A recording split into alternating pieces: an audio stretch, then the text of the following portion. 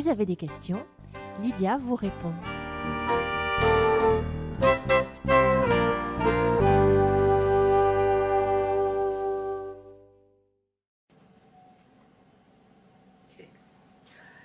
Alors là, il y a une autre question. Elle est intéressante, ça me remet au niveau de mon livre. C'est sur la fin de vie. Il existe des cours de préparation à l'accouchement pour se préparer à la venue d'un enfant. Il ne devrait pas exister aussi de cours de préparation à la mort. Que pouvons-nous faire pour nous préparer au mieux à notre propre mort avant qu'elle ne nous surprenne sans être vraiment prêts? Alors, ouais, c'est une question, je trouve, très pertinente. Je n'ai pas pensé en écrivant mon livre de l'inclure. Ça sera pour mon prochain peut-être. Alors, oui, alors regardons. Je trouve intéressant ce parallèle entre la naissance et la fin de vie. Alors, quand nous sommes dans une préparation à l'accouchement, moi je dirais d'abord qu'il y a un accompagnement de la grossesse. C'est-à-dire, il y a pour la femme à vivre ces états du corps qui se modifient, ces envies qui viennent, tout ce bouleversement au niveau hormonal. C'est tout un travail qu'elle aura à faire d'acceptation au niveau de son propre corps. Après, c'est un travail qui pour moi est absolument nécessaire aussi pour le père. Pour moi, un enfant s'attend à deux. Donc la préparation à l'accouchement, il faut pour moi absolument que le père soit présent en même temps pour que le couple trouve une harmonie ensemble pour attendre cet enfant au mieux d'eux-mêmes. Après, je crois aussi une chose importante, c'est que, surtout vers la fin, que la femme doit apprendre comment gérer son stress, ses peurs, quand elle sera dans le travail. Comment s'aider.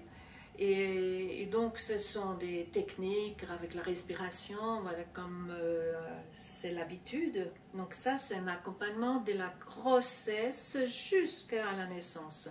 Pour moi, c'est un ensemble. Il ne faut pas faire un accompagnement le dernier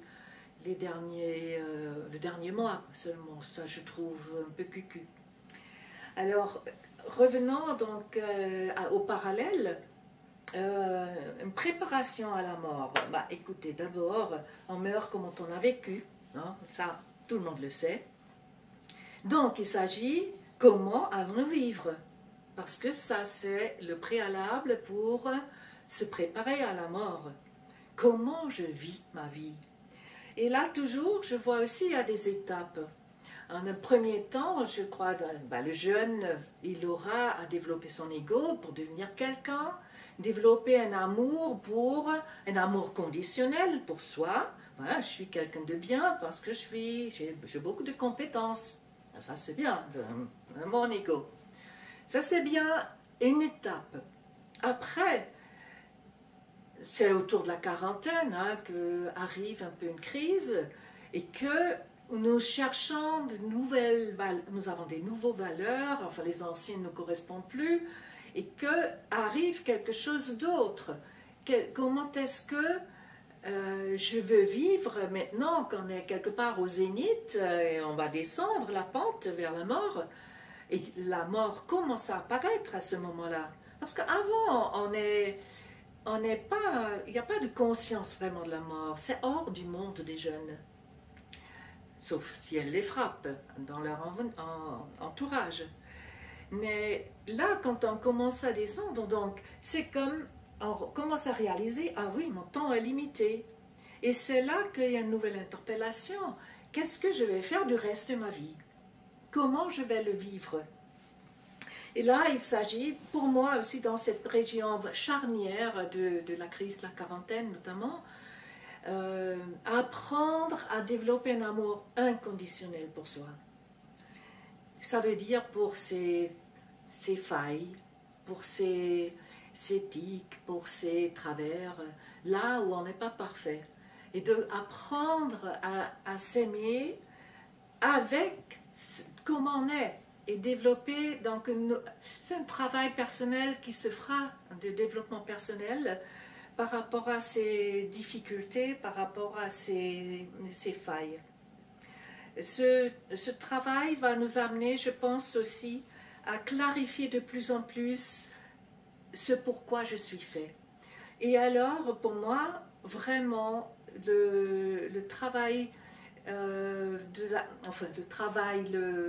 la période qui sera plutôt de l'âge mûr, où là on s'approche de plus en plus de la mort, c'est comment je m'accomplis par rapport à ce que j'ai à faire sur Terre, à trouver un sens.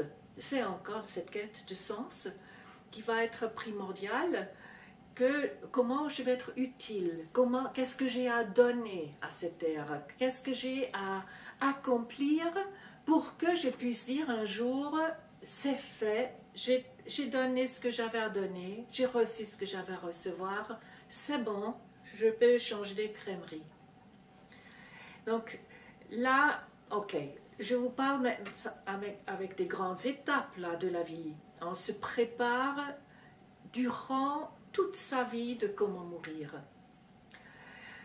À la fin, alors pour les gens qui sont à reculons, la question elle était,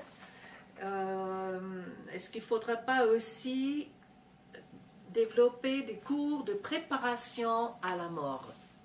Bon, je ne sais pas ce qui viendrait à ces cours déjà, bon. Mais au-delà de ça, oui, là, on pourrait faire un bilan de vie, je pense. Ce serait quelque chose d'important. Quelles sont mes étapes? Où est-ce que j'en suis dans ces étapes?